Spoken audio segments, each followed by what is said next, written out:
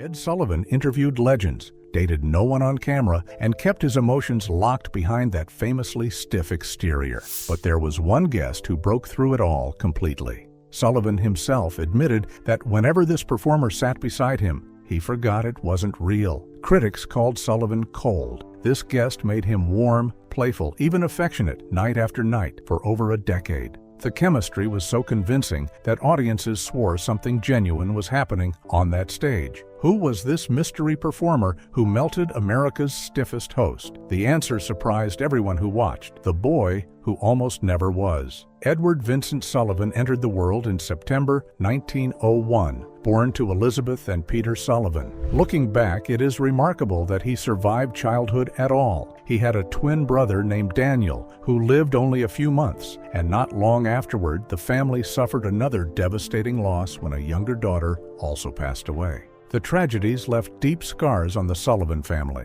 Hoping for a fresh start after losing two children, they relocated to Port Chester, New York. Despite the heartbreak they carried with them, those who knew the family remembered their home as a warm and happy place. Music was always present. Someone was usually playing the piano. Records spun on the phonograph, and family sing-alongs were a regular part of life. For a while, it seemed as though music might become a major part of young Ed's future. Instead, his talents emerged in a completely different direction. Sullivan often joked that his older sister Helen inherited all the intelligence in the family, describing her as almost unbelievably brilliant. But Ed had strengths of his own. Throughout his school years, he excelled in athletics, becoming a standout competitor in baseball, basketball, football, and track. No matter the sport, he seemed determined to win. At the time, it looked as if athletics might define his future. Yet fate had other plans, leading him down a path nobody could have predicted. Years later, Sullivan would earn a reputation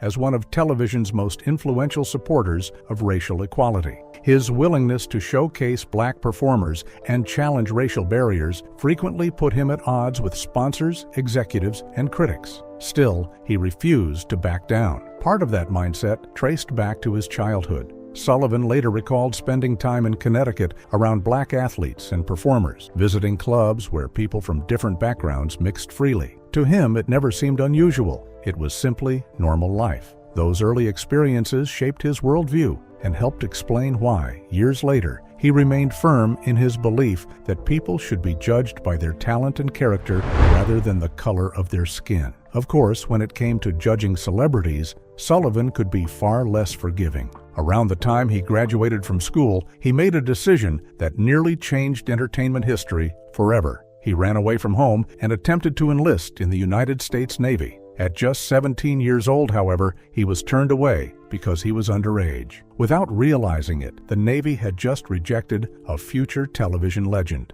With military service no longer an option, Sullivan returned to something he knew well: sports. Over the next several years, he worked as a sports writer and editor for various newspapers. It was steady work, but he had not yet discovered the role that would define his life. Everything changed when he joined the New York Daily News. Instead of covering games and statistics, Sullivan began writing about Broadway, entertainment, and celebrity culture. Suddenly, he found himself at the center of New York's social scene. His newspaper column became enormously influential, and his growing radio presence only increased his reach. Working out of the famous El Morocco nightclub, Sullivan became one of the city's most powerful cultural voices. His opinions carried weight. A positive mention in his column could launch a career, while a negative one could damage a reputation overnight. Yet, even that influence would soon be eclipsed by a new invention that was transforming America. In the late 1940s, television exploded in popularity. Families gathered around their sets, fascinated by a medium that seemed capable of bringing the entire world into their living rooms. Industry insiders believed its possibilities were limitless. Ironically, Sullivan was not immediately impressed. Television producer Marlo Lewis believed Sullivan would make the perfect host for a new variety program called Toast of the Town. When Lewis first approached him in early 1948, Sullivan showed little enthusiasm. He viewed television as little more than another platform for things he was already doing successfully. For a time, the idea appeared dead. Then, for reasons that remain unclear, Sullivan changed his mind. By June 1948, he had signed on to host the program. The show would eventually become known as The Ed Sullivan Show, but its rise was far from instant. In fact, both the show and its host faced intense criticism in the beginning. Many reviewers found Sullivan awkward on camera. One particularly harsh critic famously argued that he had succeeded not because he possessed a strong personality, but because he lacked one altogether. The criticism struck a nerve. Sullivan was known for having a fiery temper, and he responded to attacks with little hesitation. His sharp reactions quickly became legendary and revealed a side of him that audiences rarely saw on television. Yet, while critics focused on his stiffness and rough edges, viewers saw something else. Week after week, families tuned in. The show became a Sunday night ritual across America. Sullivan's straightforward style, combined with his ability to spot talent before anyone else, turned the program into a cultural institution. Generations of performers passed through his stage, and millions of viewers trusted him to introduce them to the next big star. Over time, The Ed Sullivan Show became more than just a television program. It became a fixture of American life, surviving changing tastes, shifting trends, and an evolving entertainment industry. Which raises an important question. If critics often dismissed him, and if he lacked the polished charisma of many television hosts, why did audiences embrace Ed Sullivan so completely? The side of Sullivan nobody expected. The Ed Sullivan Show became one of the biggest television successes in American history. But what made that achievement so remarkable was the man standing at the center of it all. By traditional entertainment standards, Ed Sullivan seemed like the last person anyone would expect to become a television icon. He was not a comedian, he could not sing, he certainly could not dance. And compared to the polished television personalities of his era, Sullivan often appeared awkward and uncomfortable in front of the camera. Yet that awkwardness turned out to be one of his greatest strengths. Audiences connected with him because he felt real. While many television stars seemed larger than life, Sullivan came across as an ordinary man who somehow found himself sharing a stage with the biggest performers in the world. Viewers saw something familiar in him, and that authenticity helped make him one of the most trusted faces on television. Of course, not everyone saw it that way. Critics had a field day picking apart his appearance and mannerisms. They mocked the way he moved, the way he stood, and even the expressions on his face. Some viewers became so convinced there was a medical explanation for his unusual posture and movements that they wrote letters praising what they believed was his courage in appearing on television despite supposedly suffering from Bell's palsy. The truth, however, was much simpler. Sullivan did not have Bell's palsy at all. That was simply the way he carried himself. For the most part, his unusual mannerisms never interfered with the show. He introduced performers, chatted with guests, and kept the program moving forward. But every now and then, his awkwardness created moments that became legendary in their own right. On one memorable occasion, while introducing a hypnotist, Sullivan gestured a little too enthusiastically and accidentally poked the guest directly in the eye. Still, if there was one thing critics seemed to enjoy attacking more than his mannerisms, it was his appearance. Magazine writers and television reviewers routinely mocked his looks, describing everything from his posture to his facial expressions in often brutal detail. Yet the criticism never seemed to matter. If anything, it highlighted something important about Sullivan's appeal. The success of The Ed Sullivan Show had nothing to do with charm, glamour, or movie star looks. It was built on something much simpler. Sullivan felt like the average viewer sitting at home. Over time, even many critics began to recognize that. What initially looked like a weakness was actually one of the key reasons families welcomed him into their living rooms every Sunday night. Comedian Alan King, one of the show's frequent guests, summed it up perfectly when he observed that Sullivan did nothing, but somehow did it better than anyone else on television. Eventually, Sullivan learned to laugh at himself as well. Although he could be sensitive to criticism,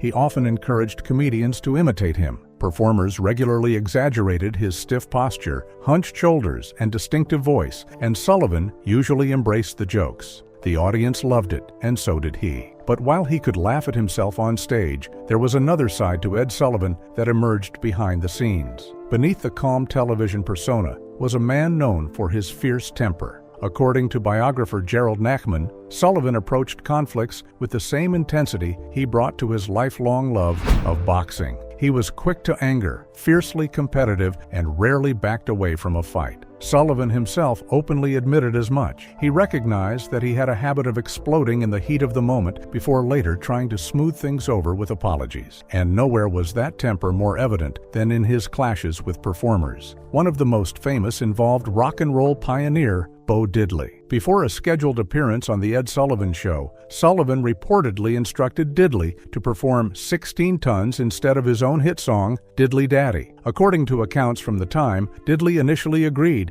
and even rehearsed the requested song, but as showtime approached, he reconsidered. Realizing that much of the audience would likely be expecting his signature hit, Diddley decided to perform Diddley Daddy instead. The decision immediately created problems backstage. As producers scrambled to adjust the show's timing and structure, confusion spread throughout the studio. Entire segments reportedly had to be rearranged or removed to keep the broadcast on schedule. For Sullivan, the issue was not simply the song itself. It was the fact that a major change had been made without approval during a live television broadcast. By the end of the show, tensions had boiled over. According to Diddley's later account, the confrontation that followed became heated and deeply personal. He claimed Sullivan accused him of betraying his trust and threatened to use his influence to damage his career. Diddley would later recall feeling furious at what he viewed as Sullivan's disrespectful treatment. Whether the conflict was driven solely by professional frustration or influenced by other factors remains a subject of debate.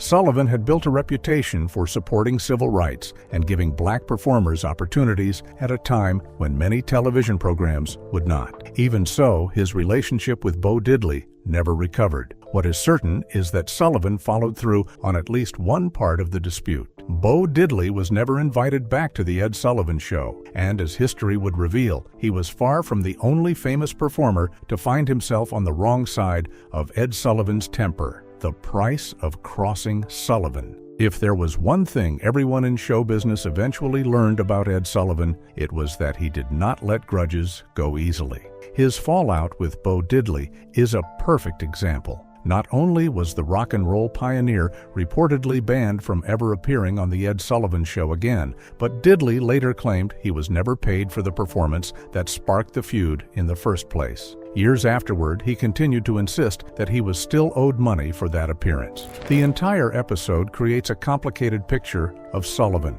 On one hand, he could be fiercely stubborn and quick to anger. On the other, he was one of the most outspoken supporters of black entertainers on television during an era when doing so often came with serious professional risks. According to biographer Gerald Nachman, many variety shows of the time were comfortable booking established black stars who had already gained widespread acceptance with mainstream audiences. Sullivan, however, often went further. He regularly introduced lesser-known black performers to national audiences, many of whom he had discovered while exploring Harlem's vibrant music and entertainment scene. That commitment frequently put him in direct conflict with sponsors and business executives. Something as simple as shaking hands with singer Nat King Cole or kissing entertainer Pearl Bailey on the cheek could generate complaints from sponsors who were uncomfortable with such public displays. Sullivan knew exactly what kind of reaction those moments could provoke, but he refused to let prejudice dictate who appeared on his program. According to biographer Jerry Bowles, there were even occasions when Sullivan's defense of racial equality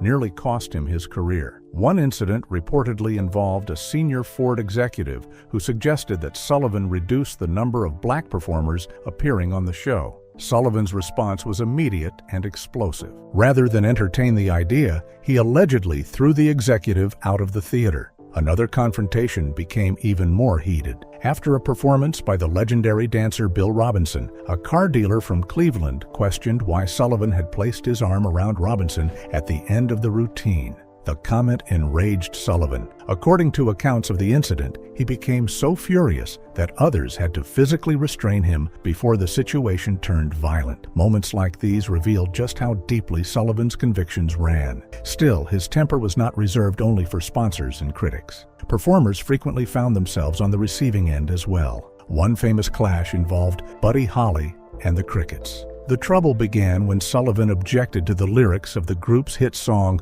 "Oh Boy," believing parts of it were too suggestive for family television. He pushed for changes, but Holly refused to back down. The relationship only deteriorated from there. When the band arrived late for rehearsal, Sullivan was already irritated. He greeted them with a sarcastic remark questioning whether they were excited to appear on the show at all. Rather than backing down, Holly fired back with a sharp response of his own. That exchange effectively guaranteed tensions would carry over into the live broadcast. Sullivan retaliated in ways both large and small. The band's scheduled performances were reduced, and when it came time for their introduction, Sullivan reportedly mispronounced Holly's name. According to some accounts, he also instructed the sound crew to lower Holly's guitar volume during portions of the performance. The feud became another example of how Sullivan could use the enormous power of his platform when he felt challenged. Yet Buddy Holly was far from the only entertainer to discover how costly it could be to end up on Sullivan's bad side. Comedian Jackie Mason learned that lesson firsthand. During one of Mason's appearances, Sullivan stood just off camera and began signaling that the comedian's time was running short. The gestures became so distracting that they started drawing attention away from the act itself. As Mason attempted to recover the audience's focus, he made an off-the-cuff remark about receiving signals from the side of the stage and responded with a hand gesture of his own. Unfortunately, the moment quickly spiraled into controversy. Because the crucial gesture happened partially off camera, nobody could definitively determine what Mason had done. Rumors spread, accusations flew, and before long, the incident had taken on a life of its own. Publicly, Sullivan later suggested there were no hard feelings. Some accounts even described a supposed reconciliation between the two men. In reality, Mason never returned to the program. The consequences were severe. At the time, an appearance on The Ed Sullivan Show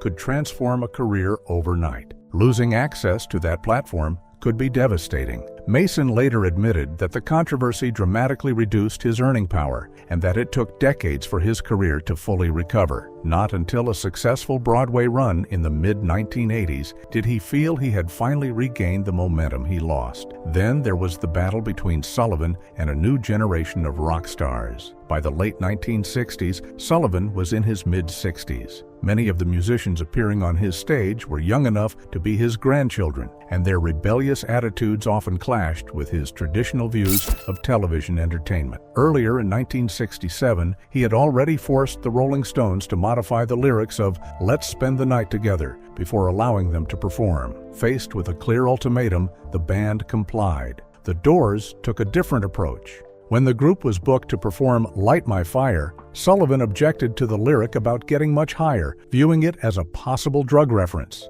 He requested that the line be changed before the live broadcast. The band agreed backstage. Then the cameras went live. When the moment arrived, lead singer Jim Morrison sang the original lyric exactly as written. The decision instantly destroyed any remaining goodwill between the band and Sullivan. What made the situation especially remarkable was that producers had reportedly been enthusiastic supporters of The Doors. Before the performance, discussions had even taken place about bringing the group back for multiple future appearances. Those plans disappeared the moment Morrison ignored the requested change. After the show ended, one of Sullivan's producers reportedly delivered the news backstage. The band would never be invited back to The Ed Sullivan Show. Now, of course, ending up on Ed Sullivan's bad side could be a career headache. But for the performers who earned his respect and admiration, the rewards could be enormous. Few examples illustrate that better than Elvis Presley. When Elvis first burst onto the national scene,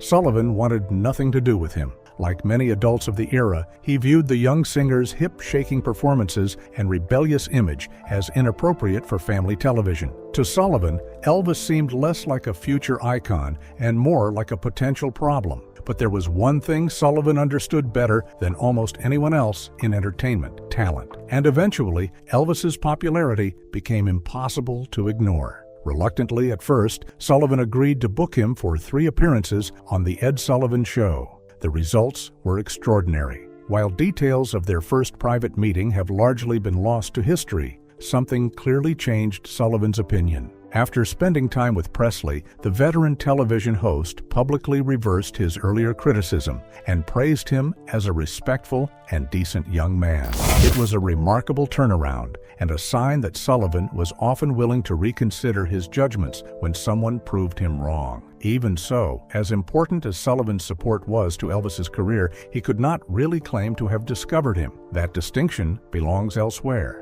What Sullivan did help introduce to America, however, was a phenomenon that would reshape popular culture across the globe.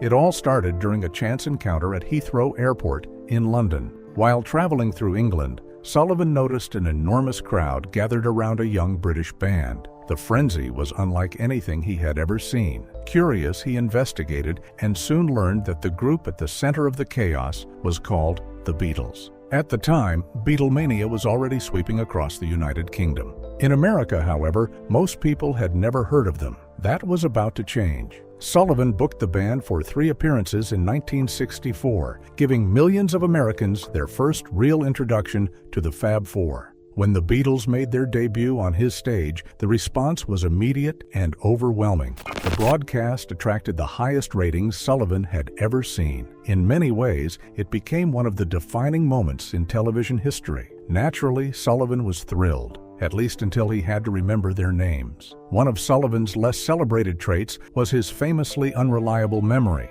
As the years passed, that weakness became even more noticeable. Mo Howard of the Three Stooges once described Sullivan as a genuinely kind man who was surprisingly forgetful for someone in show business. The observation was not an exaggeration. During one appearance by the Three Stooges, Sullivan accidentally introduced them as the Ritz Brothers before quickly trying to correct himself. The awkward moment became just one of many examples of his tendency to mix up names and faces. Even longtime favorites were not immune. Diana Ross later recalled that despite how frequently the Supremes appeared on the show, Sullivan rarely seemed able to remember their individual names. Instead, he often referred to them collectively as the Girls. The audience usually laughed it off, but the stories became part of Sullivan's legend. For all his incredible ability to spot talent, he often struggled to remember the names attached to it. By the late 1960s, however, television was changing rapidly. New programs were attracting younger viewers,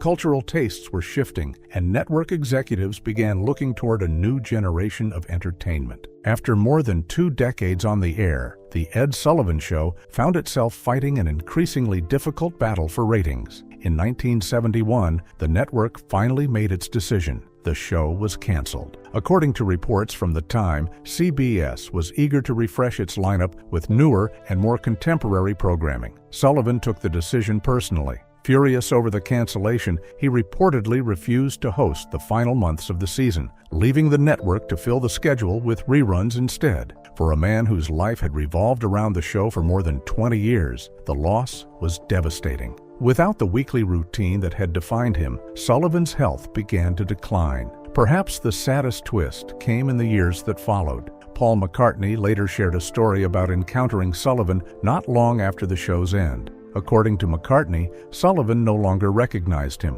The man who had introduced the Beatles to millions of Americans reportedly greeted him politely, shook his hand, and walked away without realizing who he was. Whether due to age, declining health, or memory issues, it was a heartbreaking moment. The host who had helped launch one of the most important musical acts in history could no longer remember one of its members. Then, in 1974, doctors diagnosed Sullivan with esophageal cancer. Given his longtime smoking habits and lifestyle, the diagnosis itself was not entirely unexpected. What was unexpected was the family's response. Concerned about his deteriorating condition and memory, relatives reportedly chose not to fully tell him the extent of his illness. Less than a month after the diagnosis, Ed Sullivan passed away. Ed Sullivan confirms, "She was the guest that stole his heart." Ed Sullivan spent years introducing audiences to some of the biggest stars in entertainment, but one of the performers he cherished most wasn't a singer, actor, or comedian.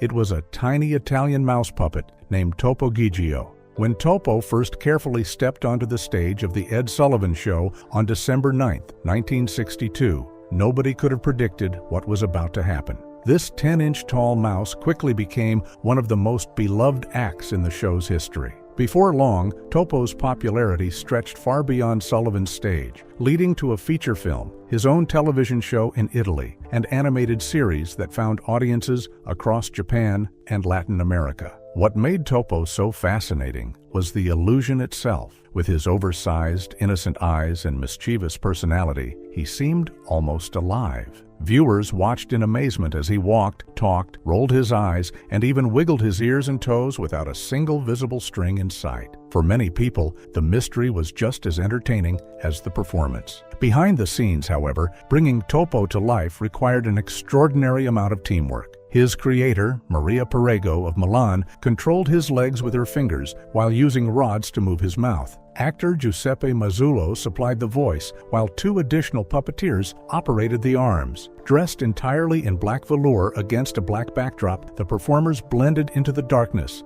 allowing the tiny mouse to take center stage. The illusion worked so well that even Sullivan found himself captivated. He once admitted that whenever Topo sat on his arm, he felt as though he was speaking to a real living creature rather than a puppet. It was a reaction he said he had never experienced with any other act of its kind. Interestingly, Topo's arrival was part of a larger effort to help Sullivan connect with younger viewers. As competition intensified after The Wonderful World of Disney moved to Sunday nights in 1961, producers searched for ways to make the famously reserved host seem more playful and approachable. Topo turned out to be the perfect solution. As the character's popularity exploded, the show needed fresh material to keep the exchanges between Sullivan and the mouse entertaining. That was when comedian Joan Rivers entered the picture. She began writing dialogue for Topo, helping shape the witty banter that audiences came to love. The result was a completely different side of Ed Sullivan than viewers were used to seeing. Years later, Rivers jokingly credited the little mouse with helping her financially during her early career, saying that Topo Gigio had covered her car payments for 6 months. Over the years, Sullivan appeared alongside Topo roughly 50 times. It was a remarkable partnership. Critics often described Sullivan as stiff or awkward, but whenever Topo appeared, that image seemed to disappear. The host became warmer, more relaxed, and far more playful. Together, they joked like old friends, creating a chemistry that became one of the show's most recognizable trademarks. Topo's conversations covered almost every subject imaginable. One week, he might talk about his mother, his family, or his girlfriend Rosie. The next, he could be discussing rock and roll, Renaissance art, classical music, income taxes, or even performing on the violin. His charm came from the fact that there seemed to be no limit to what this tiny mouse could do. Still, audiences knew exactly how each appearance would end. Almost every time, Topo would look at Sullivan and deliver his famous request, "Eddie, kiss me goodnight." The moment became a beloved tradition and one of the most memorable catchphrases in television history. By the late 1960s, Topo Gigio had become far more than a recurring guest. He was one of Sullivan's favorite performers. In 1967, the host openly acknowledged the mouse's incredible popularity, telling viewers that few stars in the show's long history had earned such affectionate acceptance from audiences. Then came December 14, 1969, when Topo made his final appearance on The Ed Sullivan Show. During the segment, he and Sullivan discussed Christmas and the gifts he hoped Santa Claus would bring. As Topo enthusiastically listed toy after toy, Sullivan gently interrupted and suggested that receiving presents was only part of the holiday spirit. He reminded the little mouse that it was also important to give something back. Topo immediately knew what he wanted to offer. He told Sullivan that he wished to give everyone the greatest gift in the world, peace on earth and goodwill to all people. Those simple words became Topo Gigio's final message to Sullivan and the millions watching at home. It was a heartfelt ending for a character who had spent more than a decade